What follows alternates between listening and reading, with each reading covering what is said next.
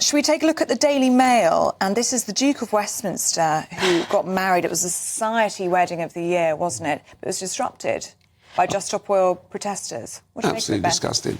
I think that when they catch the people, they should pick their special day, whether it's the birth of their children or whether they're getting married, and come and chuck red paint all over their day. I just think that there are no rules to this sort of thing. People just trying to, garner attention, and they do things like ruin a wedding.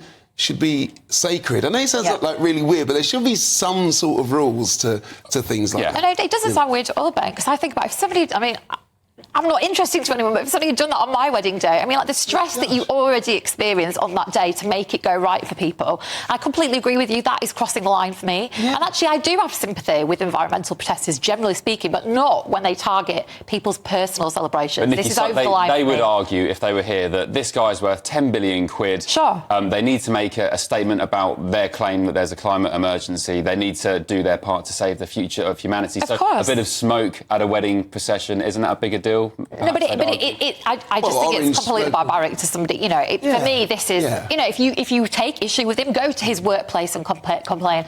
Camp outside somewhere where he's doing business, because that's the issue. His wedding day has got nothing to do with his wealth or his attitudes to the environment. So I just think it's too far. There are ways that you can protest that doesn't need to, disrupt people's lives and upset people's weddings. There are ways. Everyone sort of goes for the jugular. Yeah. But I don't think you need to do that. And what it does is that it turns the public kind of against... That's always been my point as well. Yeah. You're trying to win people onto your side of the argument, get them on board, make a good point, but all you're doing is just, miffing people off. Yeah. And also, I've always said that they put people off genuine or other environmental issues, Absolutely. like plastic in the oceans, our waterways, so on and so on, because they see Just Stop Oil or groups like Extinction Rebellion and they just turn their heads completely against all other environmental... Completely. It's just too extreme for the majority of people that do want to help the planet and do want to, cut back on, excessive energy use and all the rest of it. So and many people making the point as well that this couple that got married were a strange target because they are both hugely passionate about sustainability. Their florist was using reusable flowers and pressed artwork in order to be sustainable. I think he works in biodiversity and making bioproducts and reusing coffee beans, all that sort of thing.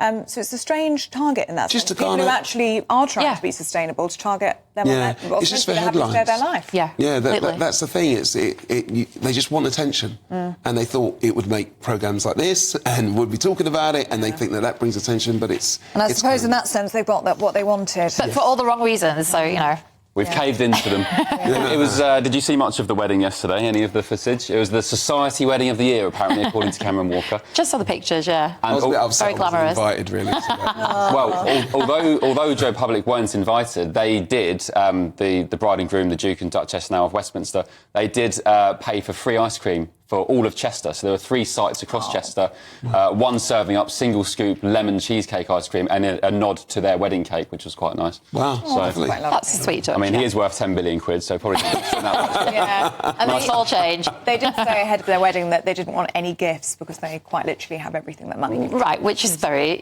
completely right on. That's probably the right thing to say, isn't it?